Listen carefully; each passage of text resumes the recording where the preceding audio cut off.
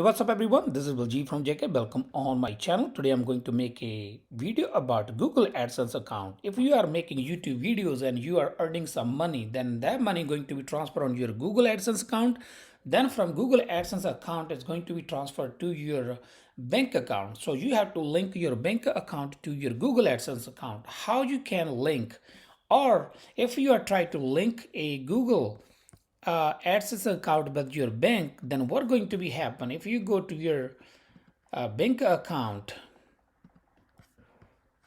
and you try to add payment method, you will see one thing here call your bank information, but what is that one? Sort code. That's for only United States. You will not see this one. We will have a routing number. So what you have to do, on the right hand side, you have to go to your account, then go to the personal setting, and you will see here all the way at the bottom it says display language is English United Kingdom. What we are going to do, we are going to click English United States, then click save.